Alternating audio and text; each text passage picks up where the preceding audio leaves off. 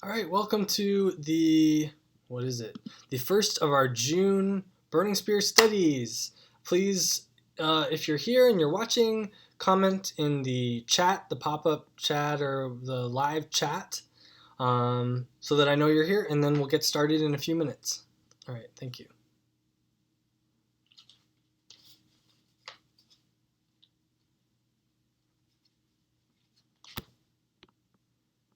Uhuru Jackson, welcome.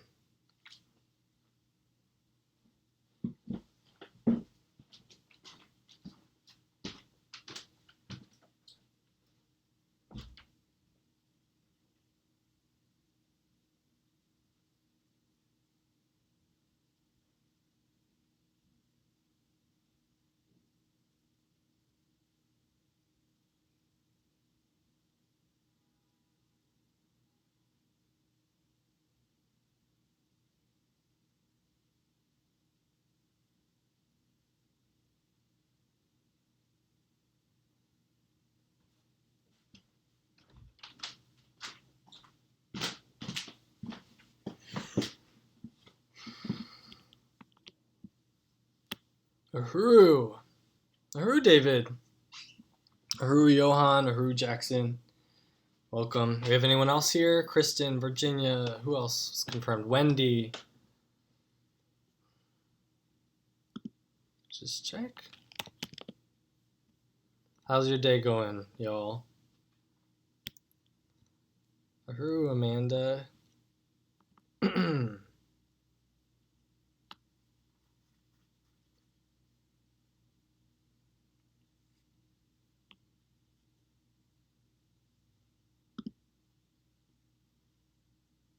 Oh, good.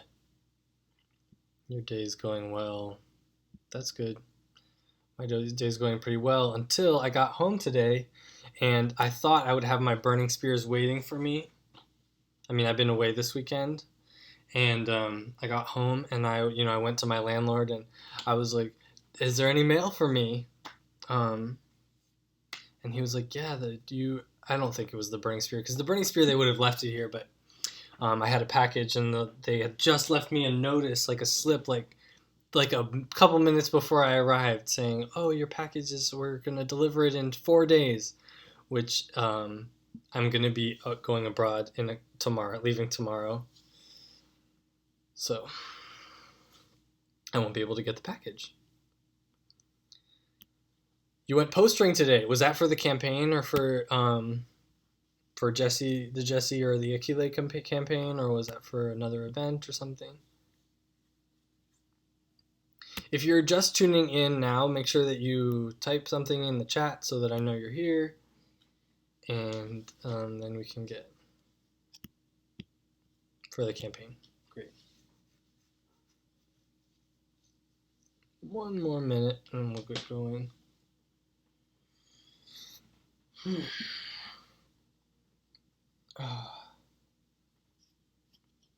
It's a beautiful day for the revolution.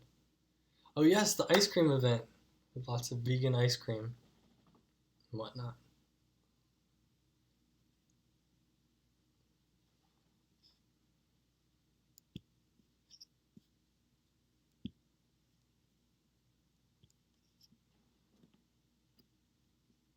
Alright, I'm just gonna post one reminder online and then we'll go right on ahead. Oh, Marissa typed in something. Great.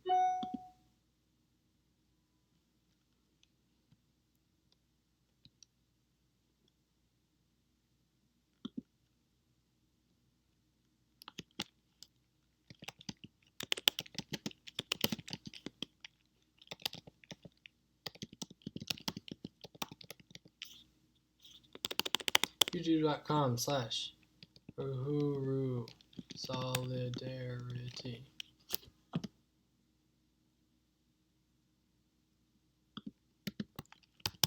Welcome, Kristen. Uhuru. We're gonna get started. Don't you worry. So nice.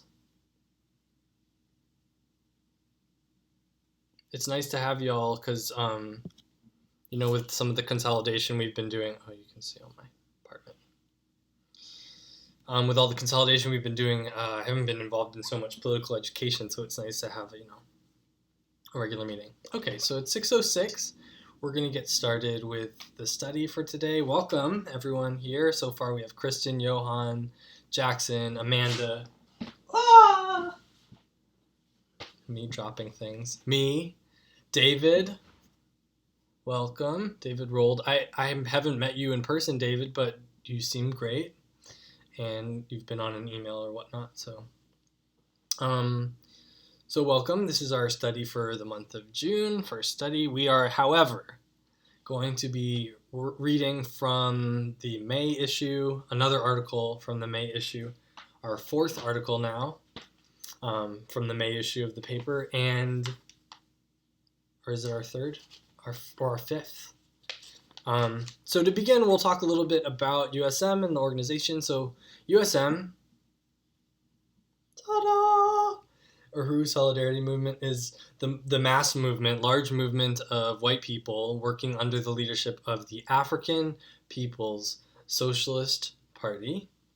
And Uhuru is a word that we say a lot. You see it already in the comments. If you don't know what it means freedom in Swahili.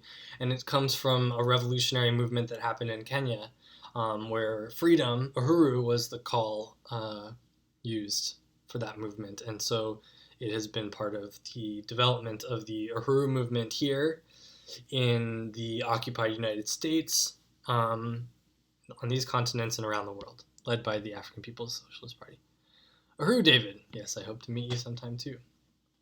Okay. Well, actually, I don't know where you live, but I'll be coming to, I think you're in Boston, right? Anyway, so that's Uhuru Solidarity Movement.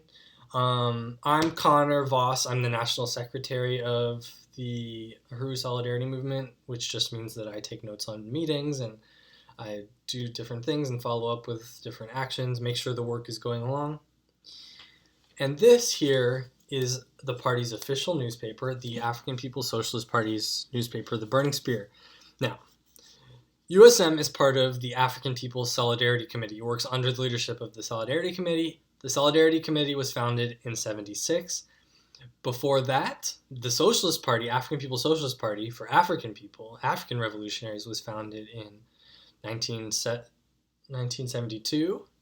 And then 4 years prior to that, the Burning Spear was founded in 1968. And that is what we'll be reading today from the May issue, because I haven't gotten my June issue yet. But so that's what's up.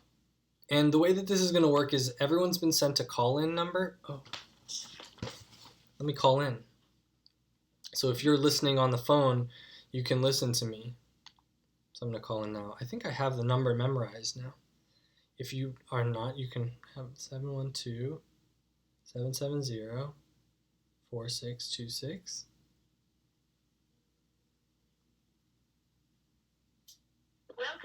Welcome. This service is provided by Free Conference Call. Please enter your access code followed by the pound or hash sign. So I'm not going to be on this line. I'm going to be reading from the article and then doing the analysis. We'll do a little discussion and then I'm going to re-enter your access code followed by the pound or hash sign. 776670 hash. If you are the host, press star now. Otherwise, please wait and you will be joined into the conference. Where's the jazz music? There it is. Okay, so I'm not going to be on this. Uhuru, Valerie, Uhuru KC, welcome. So the way this works, as I was just explaining, is that I'm going to have this phone here. And so hopefully if you're on the line, you can hear me if you want to do it that way. Otherwise, you can be on YouTube, as many people are, walking home from work. Great. So you can call in, you can do that way. So when it comes to questions and discussion, then I'll go to the call and we'll listen to whoever wants to share and discuss and whatnot. So there's that. Is the sound too low? Do I need to turn it up? Turn it up. Turn up the revolution. Okay. So we're going to get started.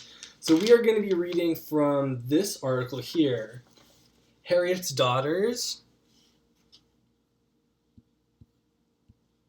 which is on page 7, from George Washington and Thomas Jefferson era black girls in Washington, D.C. have been coming up missing. Now, Washington, D.C. is a city that I lived in when I was in college, so this article is very close to me, and I have a lot to say about it.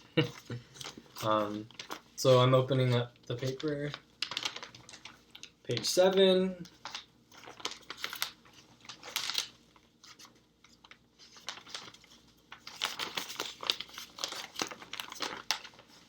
Okay. Harriet's Daughters. No turning back, not one shall be lost. That's the section. It's a column in the paper. And as I said, the title is here. There's a picture here of Shania Boyd, and it's a critical missing police department report. And then there's a number of information. There's some information about it, a picture of this beautiful young woman, and anyway. And the caption says, "Finding the missing and bringing justice to the perpetrators is squarely the responsibility of the whole dispersed African nation. As we make a case for the missing African girls and women in Washington, D.C., we also must make a case for millions of us who are taken from and are still missing from our Africa." So already the article begins with an acknowledgement that African people have been kidnapped already from the African homeland by colonizers, white people, Europeans. And the continuing epidemic of missing African children is just part of that long history of displacement and kidnapping. Okay, so this article was written by the amazing and illustrious Yejide Oronmila, who is the head of the African National Women's Organization, ANWO. And it begins. Oh, and there's a picture of Yejide here, and also if you want to email any questions you have about the articles or comments, or I'm sure Yejide would love to hear from you. And her email is yejide@theburningspear.com. I began hearing about the missing black and indigenous girls at the beginning of March. My daughter, who was out of state at school, called me to express her concern about the missing girls from D.C. and Prince George's County in Maryland. Is the sound still low? Anyway, we're going to continue.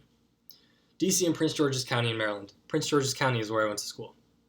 University of Maryland, College Park. She was especially touched because one of them went to her old high school, which is right down the street from where we live. Since then, I noticed the buzz around the missing girls grew intensely. A hashtag #MissingDCGirls, was created for social media. Black women and men started sharing posts, and celebrities started to take notice. The bourgeois news outlets started to report on it, prompted only by the outcry from black community, which condemned the media for not reporting. Everyone was speculating about whether the girls were taken for sex trafficking, if they had been murdered, or were just runaways. So when I heard the announcement about the town hall on the radio and that morning, I began to organize other members of the African National Women's Organization, ANWO, and party to attend. The community turns out for missing girls. It started at 6 p.m., but some of us were not able to get there until 7 p.m. It was held at Excel Public Charter School, a school for girls, which used to be Burney Elementary, a school the district underfunded and then closed. It is located at the edge of the Berry farm community, which has been fighting gentrification plans that will clear away the single-family residences for smaller and more expensive housing to accommodate the district's newer residents. I'll try to move closer so you can hear everything. The school's parking lot was full, and there weren't any open parking spaces within a block's radius around the school. After driving around for about 10 minutes, I found a parking spot on the opposite end of the community. As I approached the school, I noticed people leaving and wondered if it was over.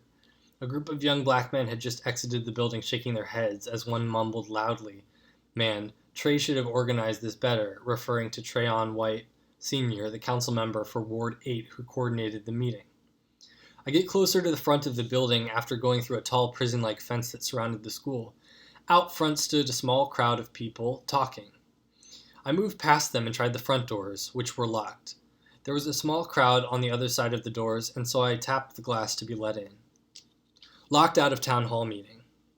When I got in, I noticed that people standing there couldn't get inside the building because the police had locked the secondary doors, citing that the space was at capacity.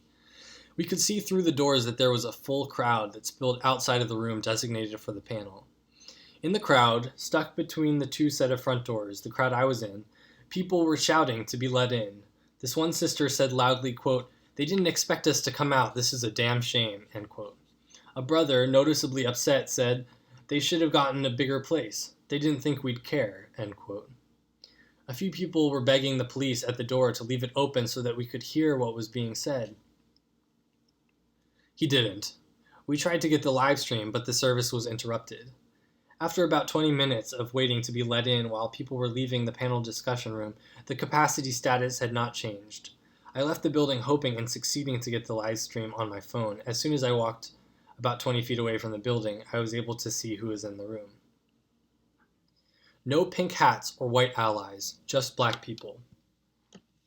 It was packed from wall to wall with black people. There weren't any, quote, white allies or pink hats, or many who had attended, or as many who attended pointed out on their social media. I sat in my car and watched the rest of the broadcast. On the panel, most notably, were the mayor of D.C., Muriel Bowser, Trayon White, and the new police chief, Peter Newsham. The line to ask questions was so long it spilled into the lobby. Community members shared their experiences, having themselves been missing or had a loved one who was missing. Uhuru, Diane, welcome. Anyone else joining us now? Feel free to comment and say whatever. Hi.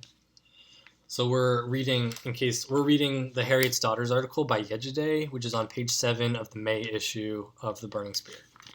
So that's where we are, in case you're wondering, and we're on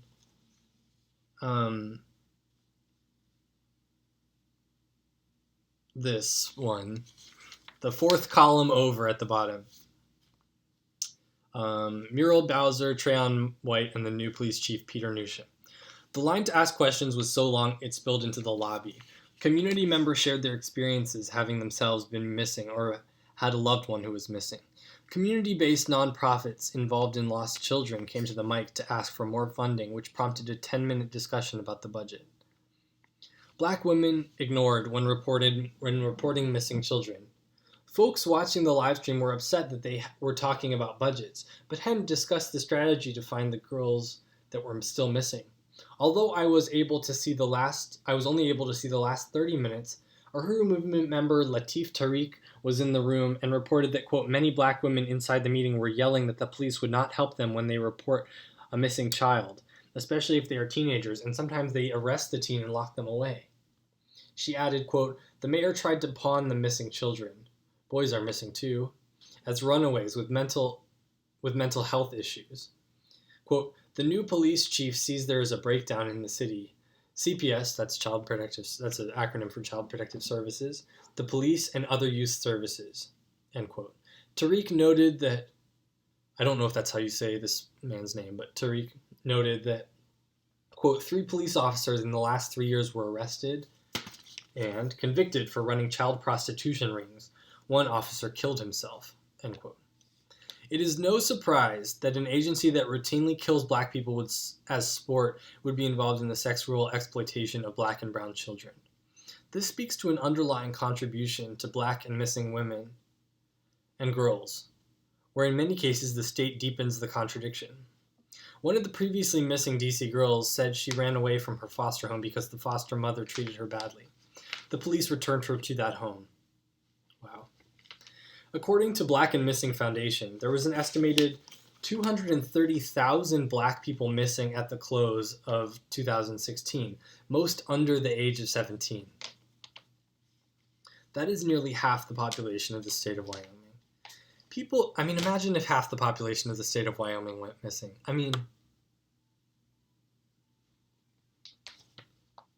What the fuck? Excuse my language.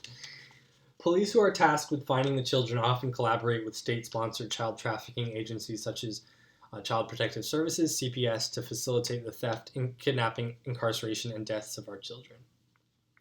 The community responds. Even though some of the girls officially reported as missing have been located, it still leaves big questions open in our communities. How do we organize to stop children from going missing? How do we find them if they go missing? What type of community strategy should we have? Ultimately, the answer has to be to build a Black community control of child welfare. The African National Women's Organization has begun this process through our Kijiji Village initiative. Kijiji Village. So Kijiji means village. Translation. Initiative that brings the community together around raising our children and providing their education. This could be a first step to realizing our responsibility to the safety of our children. Contact ANWO if you'd like to learn more about this initiative and join ANWO. Touch one, touch all, defend African children. Uhuru. Thank you.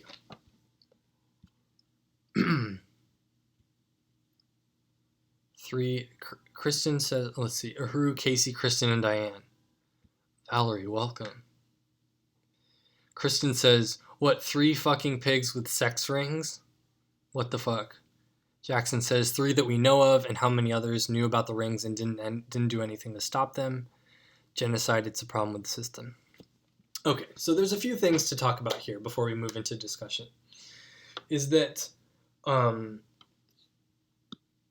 let's see, I just don't want to get too distracted.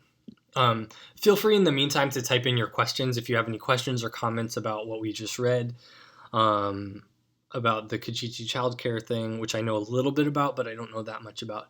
And feel free to call in, and if you call in, mute the video and type your questions, type that you've called in into the comments box here. And I'm going to move this a little bit so it's not so distracting to me.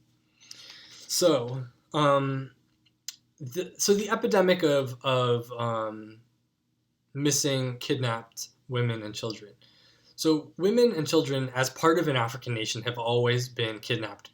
Not always, but for the past 6 centuries, throughout the assault of Europe on the African population, on the African nation, the assault on women and children has been particularly egregious, and the amount of sexualized violence used as part of the deployed genocidal oppressive effort against women, African women and children, has been tremendous and just terrifying.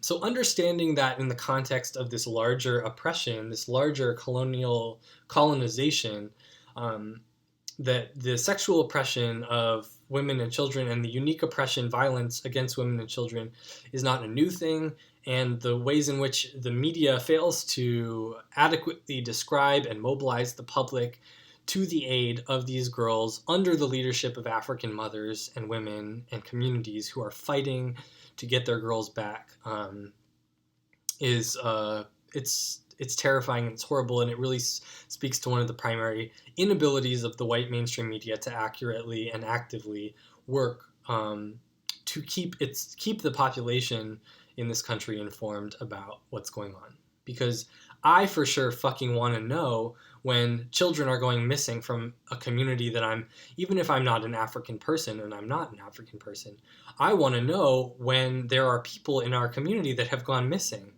I want to know how to better promote the welfare of the African community from my unique position as part of a colonizer nation. And now I understand through this movement and through the USM and through studying, listening to interviews with people like Yejide and Anwo, the mothers in Anwo, the mothers who are in the Uhuru movement, talking about their children, about the priorities in their lives and their children's lives. So understanding that if you don't understand the role of African women, then you're not a revolutionary. If you don't understand the role of African women, then how the fuck can you call yourself a feminist? If you're a white person and you don't understand the unique role that African women play in the liberation of all women, in the liberation of, if you are thinking that women as a category can be addressed without prioritizing the leadership of African communities, African people, and African women, African young girls, the leadership of African young girls, then I don't want to hear a word out of you. I don't want to hear anything out of you. If you don't understand the importance of standing up for girls like Shania and these other missing girls in the DC area, if you're a DC based politician and you don't know these names, if you're not actively involved in the struggle to find them and provide for them, provide homes and well being for them, then you're not a politician that represents me. You're not a politician that represents the section of the white community that has made it clear that they do not have any allegiance to this violent police state. Um, so that's where I'm at with that, and that's me speaking as a former resident of DC. That I have a lot of DC friends. I know a lot of people in DC who do not know shit. They do not know anything about this case. They were not at this town hall. They do not know anything about this, and they live in people who live in DC live next door to a black community, to black people, to African people, to a displaced African community. DC has a huge African population, which has been displaced over and over and over again by gentrification in all sorts of areas, including now in Southeast DC, in Northeast DC, Northwest, all the different areas really, but primarily in Northeast, the gentrification in the Shaw and Howard University areas has been immense. The black communities, young white professionals coming in and displacing black community, building over top of Howard University land. I know recently Howard University had a bunch of its land bought up by developers in its very area that was a black African community owned area. I'm getting a little bit, but these things, understanding the relationship between gentrification, the influx of white populations, the prioritization of white media, the lack of coverage of anything to do with African communities, the displacement of resources going to African communities, the kidnapping of African children by Child Protective Services and by the police, the lack of coverage of their plight, of the plight of their communities, of their mothers and families who are African mothers and families who are fighting for their return. So that's what this article is really dealing with. Now, so that's terrible that African girls and boys are dying in the streets, not just because the police are terrorizing and murdering them and committing genocide against them, not just because there is economic terror being exerted on the African continent and on the colonized African people on this continent, but that African people are being displaced from their homes, children are being displaced from their homes, so that they are living on their own without any support system, without even their own communities, their own families. They're so upset about living in foster care that they're running away. They're being displaced from foster care. They're being forced to live with white people that they don't want to have, that they have no connection to, that they have no community support from, white people that have no understandings of the contradictions that African children face as part of a colonized nation that has been forcibly brought and kidnapped to this country. So that's my 2 cents. Okay. So Yejide is an amazing writer. I don't know what Yejide's background is. It may be in the legal profession. I'm not totally positive. But this is an example. The anecdote that Yejide gives in this article is an example of how the government, the DC government, even though it is, they have a Muriel Bowser who's listed here, is a black woman, an African woman who is a mayor. Clearly, from this description, this town hall or this meeting, what do they call it? An announcement, this organized meeting at the Excel Public Charter School clearly was not organized very well to really stand up to the demand that the community has for justice for these girls, to return them to their homes and to their families and their communities. So clearly there's a weak support system. Clearly the DC government is unable to provide. Clearly the community is able to organize itself. I mean, clearly there's hundreds of people attending this gathering. The community is organized. The community, African people, the African community is able to mobilize its members and get out and show mass and show support for this. They're all mobilized. The problem is not with the African community. The problem is with the police system. The problem is with the inability of the government to consolidate enough resources, consolidate enough organization to provide a platform for these people to speak, to have their concerns heard, Um, and that they had to deal with discussing the budget, that they had to go all the way back to the budget. There wasn't a streamlined way for people to speak about the concerns that they have and really problem solve on the spot. In this particular case, speaks to the fact that there was just so little organization on the part of the city. Now, I wasn't there, but that's what it sounds like. That's what Ejide is saying, basically. That there are community-based organizations that are mobilized, that are working for this. And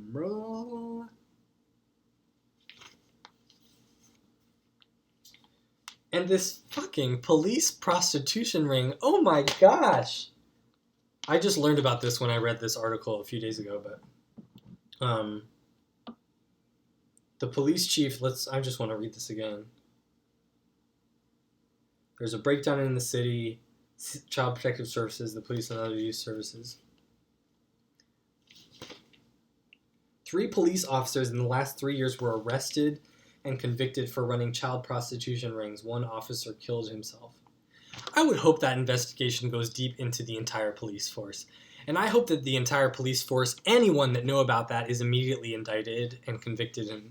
And I'm not a huge advocate for the prison system because we all know how fucked up it is to African people. But if there's any purpose to a prison system, it's to imprison someone who, as a police officer tasked with protecting a community, is going into African community, running a fucking prostitution. I need to stop cursing. Running a prostitution ring for children. I mean, I hope that, yeah, that's terrible. Okay. 230,000 African people missing?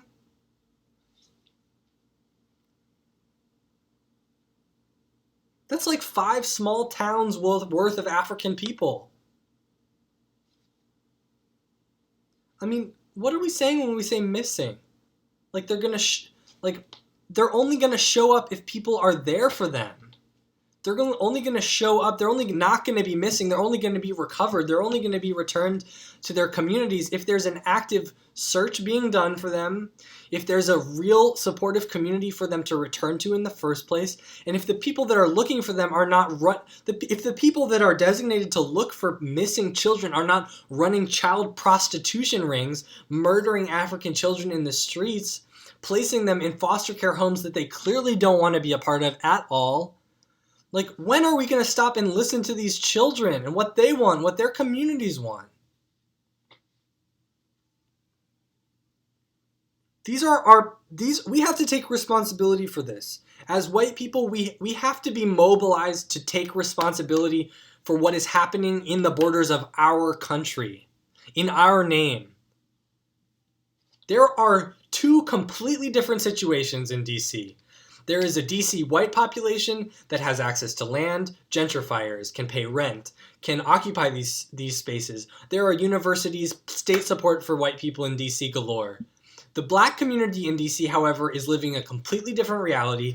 It is the reality of having their children taken away from them, put in foster care homes where their children are abused, put in prostitution rings where their children are prostituted, are the victims of sexual assault and violence, run by ostensible police officers. And when the African community tries to provide justice for their own people, for their own children, they are in these clustered, they're in these crowded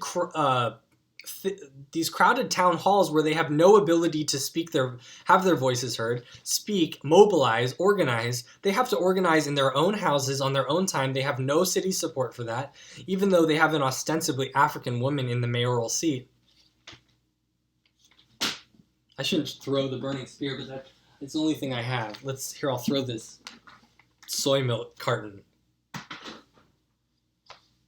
What the heck? Did anyone post a question? Is anyone on the line? I'm just so... Black community control of the police. Every police force needs to be investigated.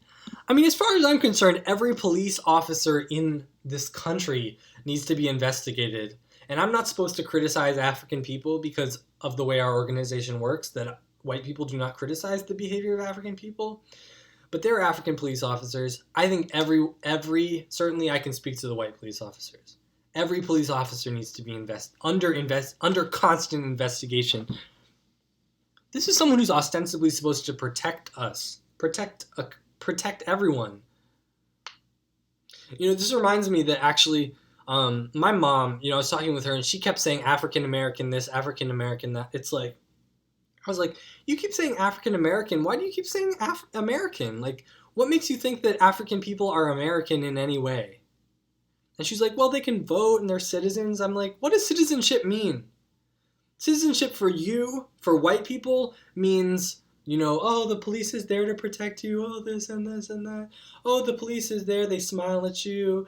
Oh, they'll tow your car if it's in the wrong place. Like, what is the police to the African community? This is the police.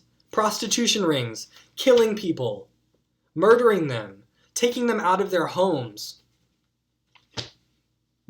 Okay, and so we're coming to the point where we talk about what can be done about this. So a few things were mentioned in here, and a few things lead back to the campaign.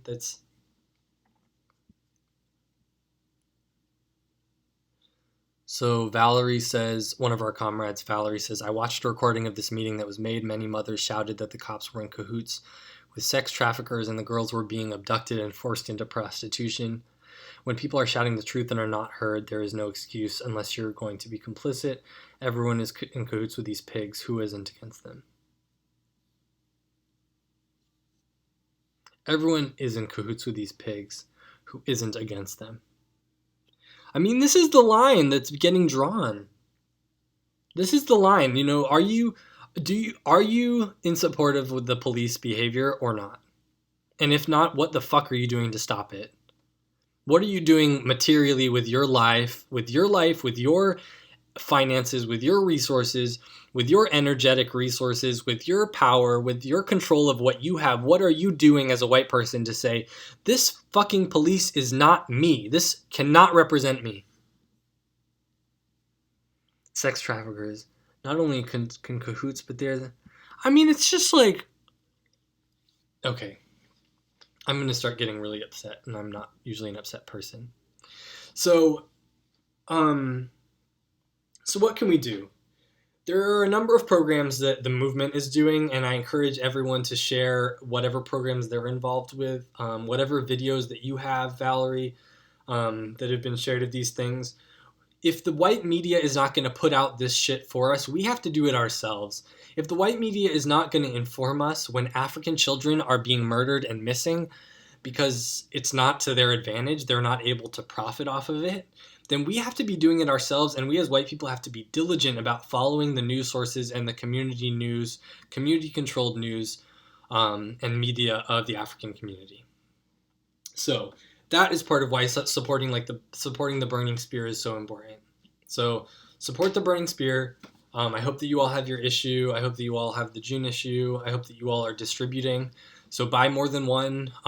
This is part of getting this word out. Buy 5 at least. It's only $5 a month. You get 5 of them. You can get a discounted rate if you buy 25, I believe. So I really need for every person in your own community to have a steady supply of this newspaper coming into your house.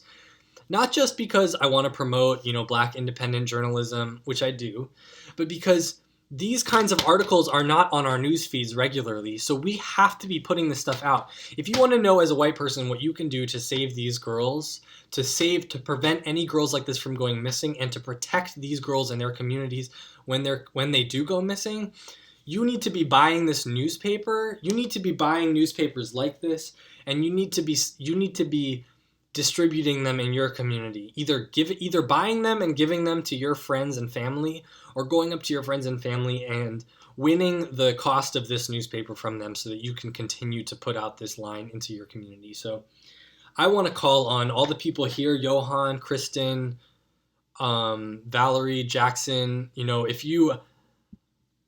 I know, Valerie, you just moved to Hawaii. I'm sure that people in Hawaii can get mail. So you should be getting, a couple copies at least. Um, I know that you've been successful in selling them. David, I don't know. You're in Boston. You come to New York. So when you're here in New York, you can come sell with me. When you're in Boston, you can sell in Boston. Amanda. So I hope that you all, Uhuru, yeah. So I hope that you all have a weekly goal personally, in terms of the number of spears that you've sold. I think I've sold five. Wait, let's see, four, three, five. I pulled a nice trick this week. Not trick. Well, I don't know. Maybe it's a trick. But I had a friend who had $5 bill, and he gave me $5, and I was like, I only have $1, so I sold him four spears. So I gave him $1 and four spears. Anyway, so I sold four spears that time. So that means that I sold like 9 spears. Anyway, and that will all some of that money will go towards buying more spears, and the rest of that money will go towards the Brooklyn branch treasury. And anyway, so far all that money's going. So the next thing I want to talk about is the Black community control. We got 15 minutes. So is anyone calling in?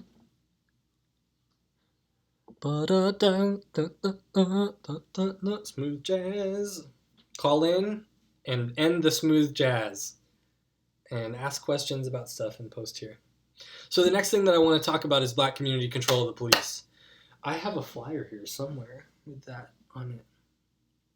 So Black community control of the police means exactly what I just said. So listen up. Black community control of the police. So right now the police is in the hands of the white. Uhuru Johan. Every white person deserves to know how to get out of this mess.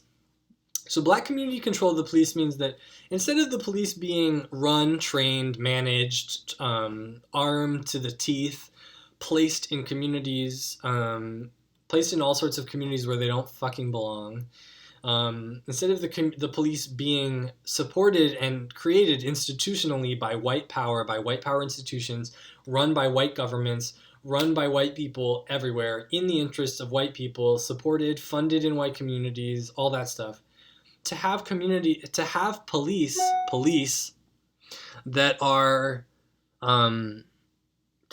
that are trained, hired, fired, disciplined, put out on duty, put out into the communities according exactly to the stipulations in the training procedures by Black people, by African communities. So we don't have white people running up in Black communities where they don't belong with guns, killing people. I mean, it's horrendous. It is the cause of the genocide that we see now by police officers in the community.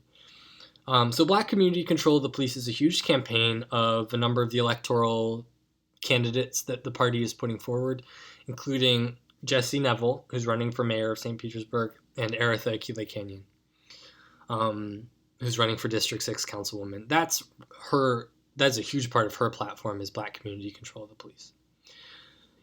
You can pretty much put Black community control of anything, because what we're working towards is community control of community, but specifically Black community control of the Black community. So Black community control of the police that's in the Black community. It's almost separatism. I mean, it's not separatism because the Black community is in a very specific relationship with the white community right now that needs to be rectified. But right now we got white people going into the Black community with guns, saying that they're the police, saying that they have the support of everyone and that they're protecting everyone, but really they're just killing people and removing them from their homes. So I just keep going back to the same thing. So Black community control of the police, primary thing. And then in terms of a more future-looking thing, certainly Black community control of the police is a future geared thing, but in terms of support for Black children, Black community control of child welfare is essential, and it is something that the party is building immensely right now. Comrades like Yejide, comrades like Kalambai, comrades like Makda, and some of our Swedish party comrades are building Under Anwo's leadership and under Impedum, the International Democratic People's Uhuru movement are building, and it's so amazing. Community-controlled, African-based study homeschooling programs, collective childcare and homeschooling programs, so that children are being educated not under some imperialist pedagogical structure, academic world, but under African community controlled, that so they can learn about their own legacy, their own their own history, their own relationship to the world, a revolutionary history. That history can be built from the ground up on the terms of African people. So that is what Yejude is doing. That is what Kijiji Childcare is doing. When you support USM, and if you are paying to USM, you are paying reparations, and that money is all going to industries like Black Star Industries, childcare, Black community control of the police efforts, community programs, community self-defense programs like the ones that exist at the Tyrone Lewis Gym, so that African people can be trained to defend themselves in their communities. That's the alternative to this. That's the alternative to this violence, is security in the hands of the Black community, security in the hands of the African people. Childcare, children, child rearing, child education, academic future, the ability for African children to study on their own terms, study their own history and their own community. That's what Kijiji means. That's what Kijiji is for African children. It's not a foster care home run by white people and white police institutions. I want to take this moment to call on everyone who's listening to make a donation right now to the Kijiji child care, what is it? Kijiji, Uhuru Kijiji initiative. I want everyone who's listening in to pledge in the comments right now, to pledge some part of their resources that they have on hand right now to supporting an initiative to supporting the Kijiji initiative. We read a lot about what's going on in DC. This is going on all around the country. Everywhere there are white people, there are African people that are going missing because they're being murdered, prostituted, abused, etc. This is not an exaggeration. I don't have to exaggerate any of this. This article is purely descriptive of a situation that's going on, and it is absolutely horrendous. So I would like to see in these comments people committing right now, today. The month just began. We have a goal of $50 towards Kijiji, towards the USM goal, $50 for this reparations challenge. Reparations to African children, reparations to African children like Shania Boyd, reparations to the children of party members, reparations to the children and their friends, reparations to African children's academic futures. Am I still live? I don't see anyone pledging right now. $20 from Kristen. There we go. Great. $20. So we're pledging to this, just to make it clear, we're pledging to the study, but all of the reparations money goes to support programs of the party, which includes the Kijiji initiative. So your money is going to the Kijiji initiative when you pledge. All your money is doing that. That's what we're doing. Future for African children. So we're at 35. Kristen has 20. Johan has 15.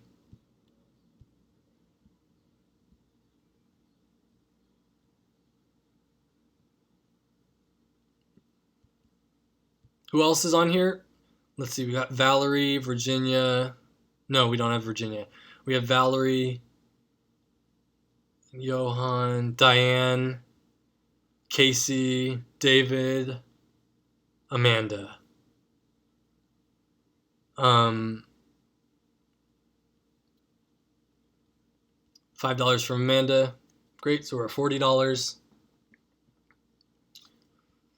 We're heading to a goal of 50, so that just means we need $10 more for today's Certainly Pledge More. Can we have someone pledge another $20 to match Kristen? Kristen's been an amazing supportive comrade for these studies. Support the study. None of the money's going to me. None of the money's going to the study program. It's all going to Black Star Industries.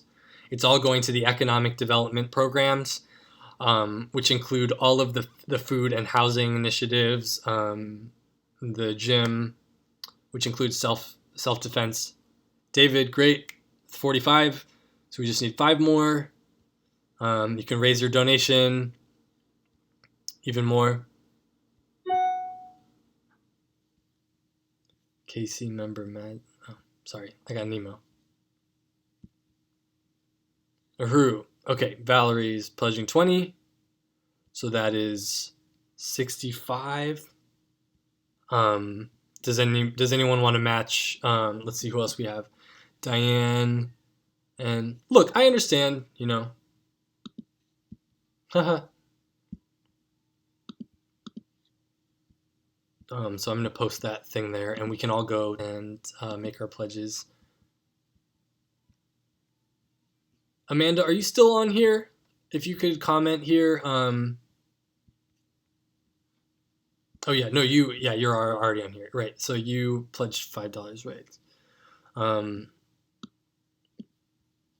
Share the solidarity link. Thank you everyone for pledging.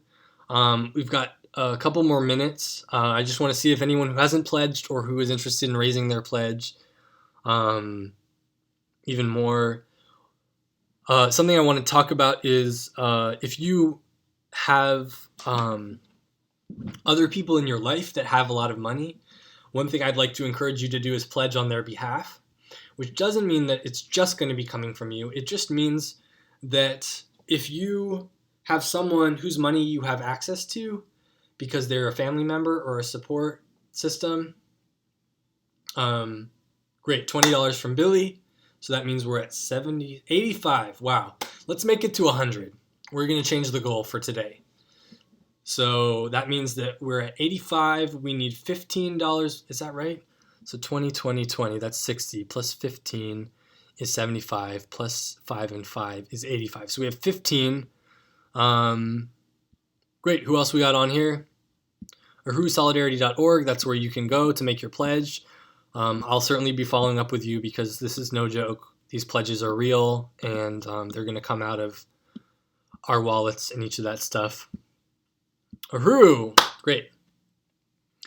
In the white community, $20 is not very much. It's like, I don't know, depending on how much you make, that's like an hour of work, 2 hours of work.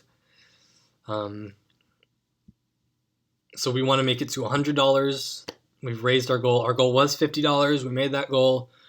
We're aiming to hit $100 in reparations to African children. Amanda, just put the link. Okay, I'll do it here. Solidarity.org. I'll put a special link just for you.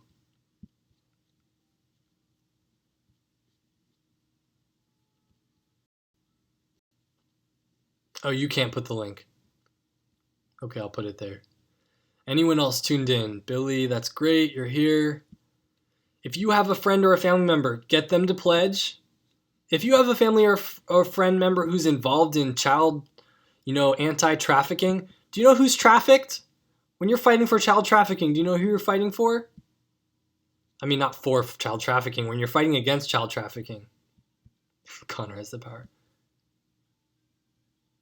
Okay, let me see.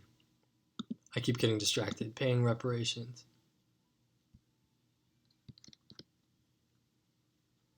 I really don't like that this is called donations.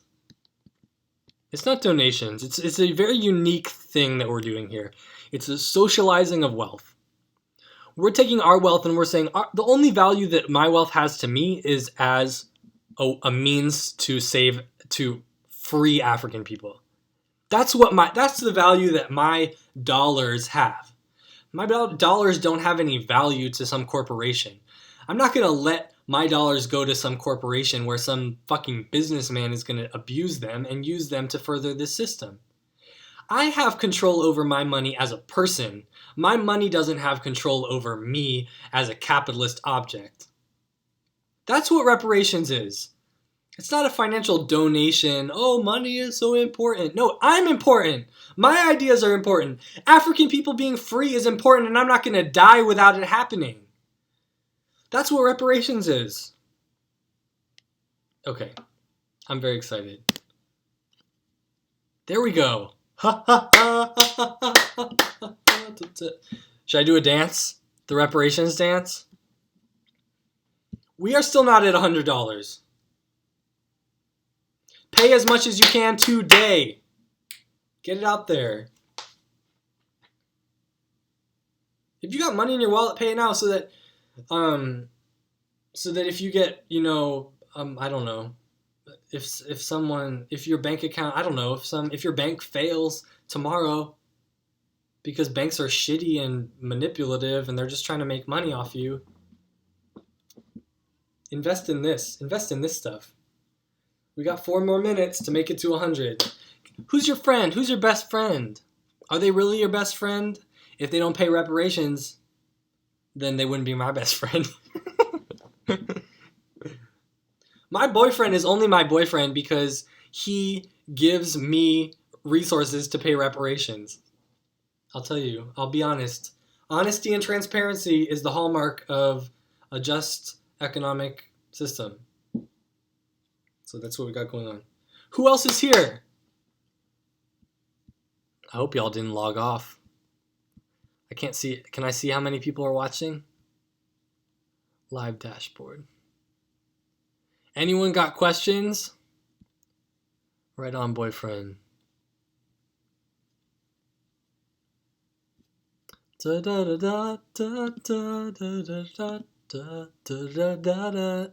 singing the 9 people are watching.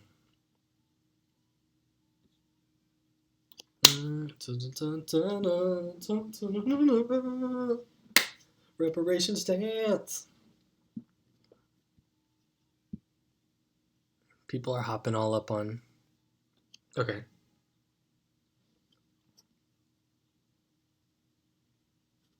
Gotta pop out this chat again. What happened to the chat?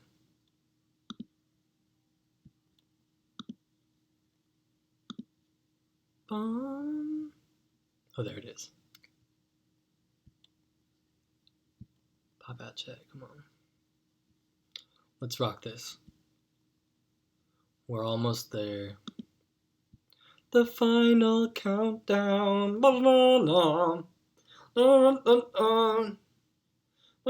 Pay reparations to African freedom.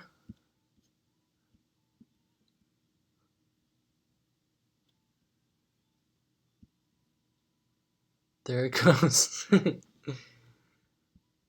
So we've had pledges from a lot of people.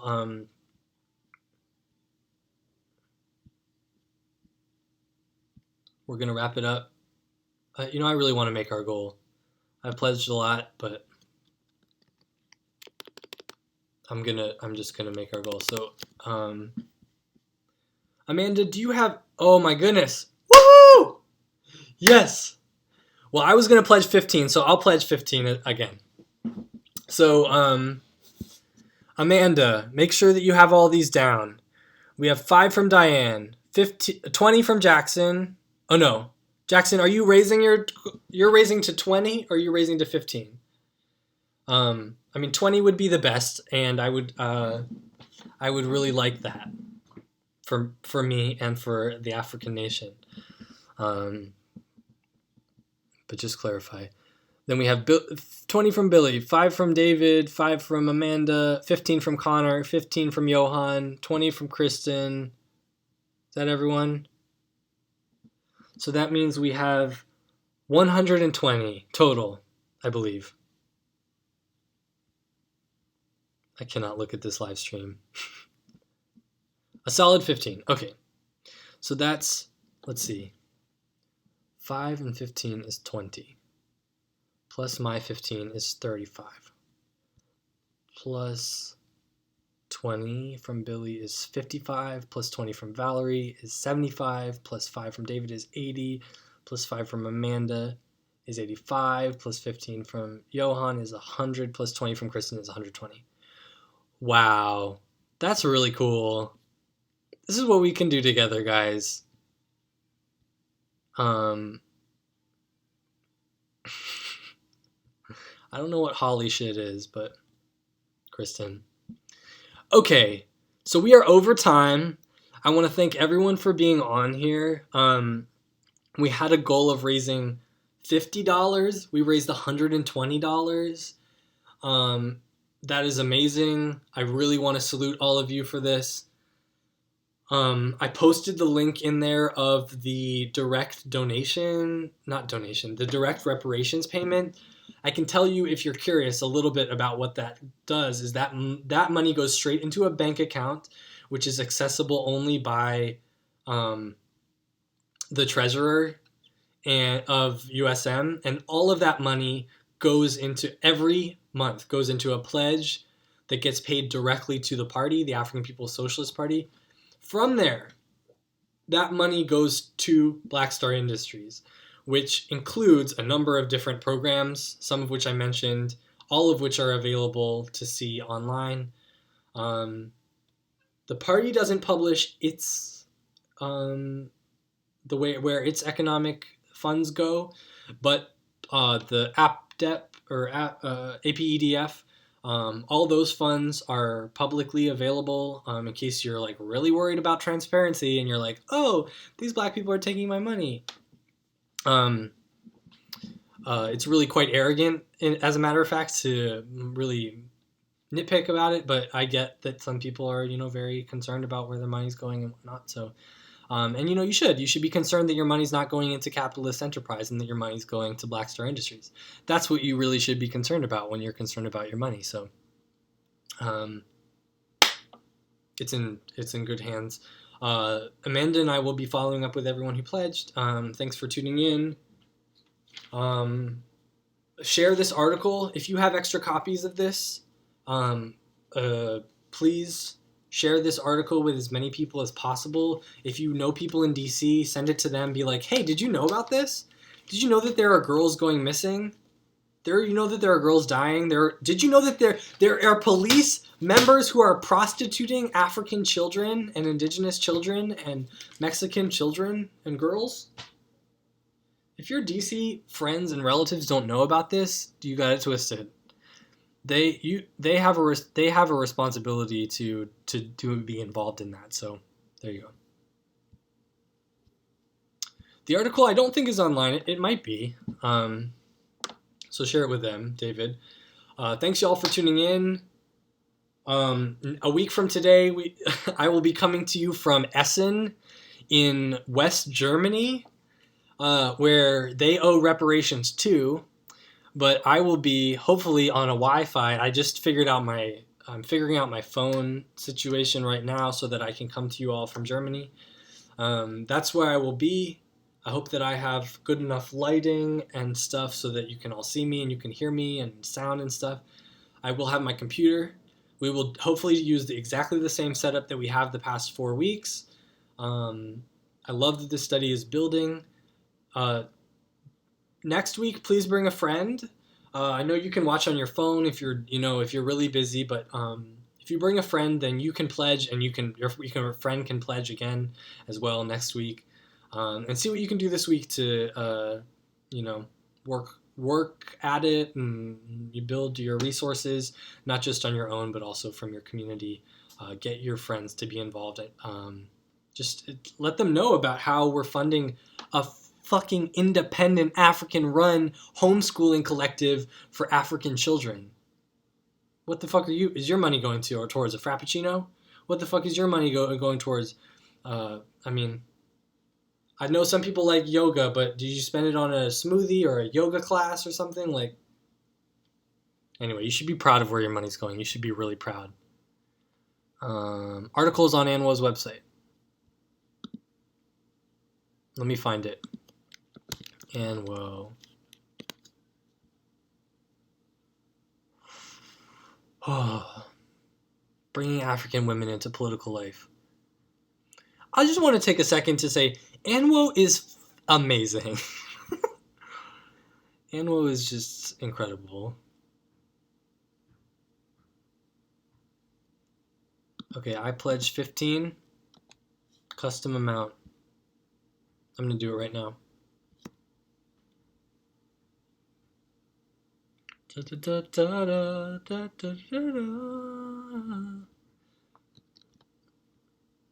Here.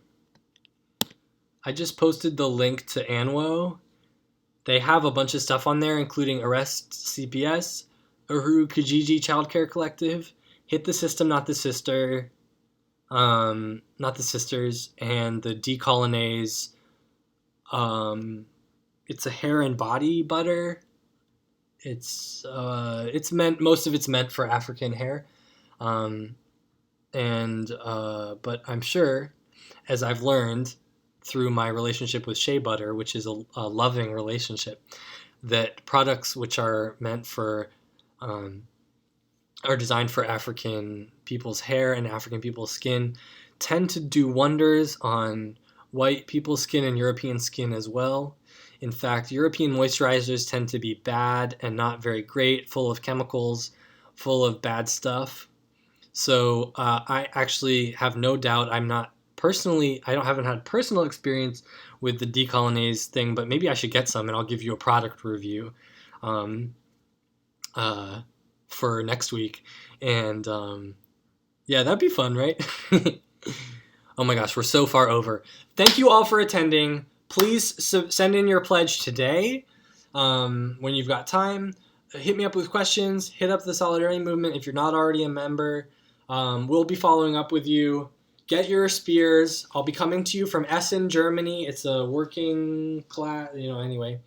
And I'll let you know how it's going and all the dancing that I'm doing. Let me know what you're up to, what you're doing to build reparations in your own community, what you're doing to build the struggle for economic justice, which is the base of a free African community and society, and the basis of any principled relationship that white people can have with the rest of humanity. So that's a lot. Thanks for tuning in, and I'll talk to you later. Uhuru.